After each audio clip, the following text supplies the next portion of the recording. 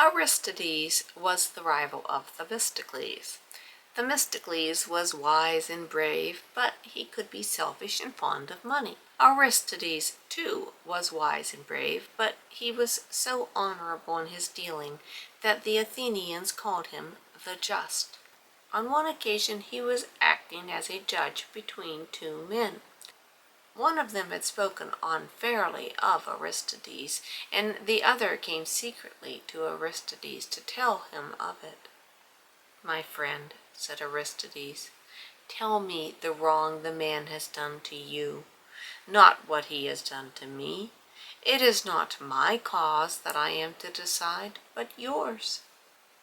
Aristides opposed many plans that Themistocles wished to carry out, and so at length Themistocles was determined to have Aristides banished. In Athens there was an unusual way of getting rid of a citizen. Every year a question was put before the people. Does the safety of the state require that any of our citizens be banished?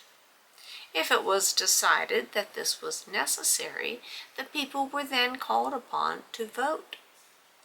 No person's name was mentioned, but every citizen wrote on a small earthenware tablet the name of any man whom they thought to be dangerous. The tablets were then collected and counted. If the name of any one man was written on as many as 6,000 tablets, he had to leave the city for 10 years. Banishing people in this way was called ostracism.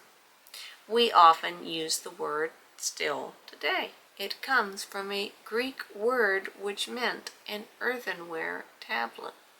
Themistocles was busy, and he and his friends persuaded many of the Athenians that Aristides was a dangerous citizen. So at a public meeting, the public was asked if they thought any citizen ought to be banished. No one mentioned Aristides' name, but Themistocles' friends said, "Let a vote be taken." While the vote was being cast, a countryman who could not write his own name came up to Aristides and said, "Friend, will you write the name of Aristides for me on this tablet?" "Has Aristides ever wronged you?" asked Aristides gently. "No," the other said. "In fact, I have never seen him, but I'm tired of hearing him called the Just."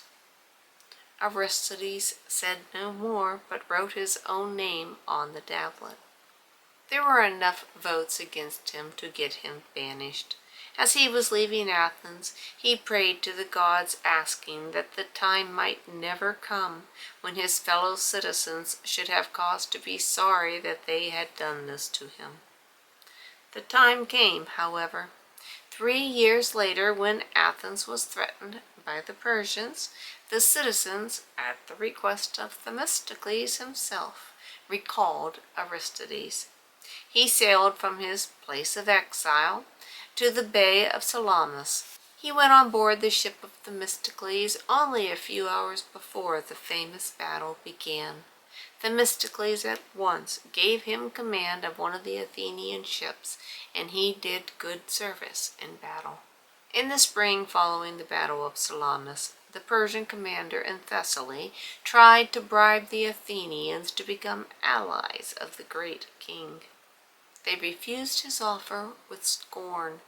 He then marched to Athens, and people abandoned the city so that it fell into his hands.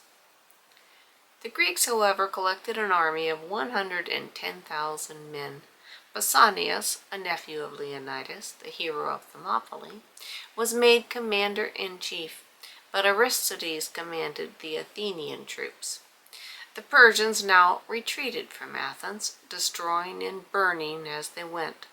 The Greeks followed and overtook them near the city of Plataea, and there they defeated the Persians in one of the decisive battles of the world, and the commander was killed. It took 10 days to divide the spoil and bury the dead.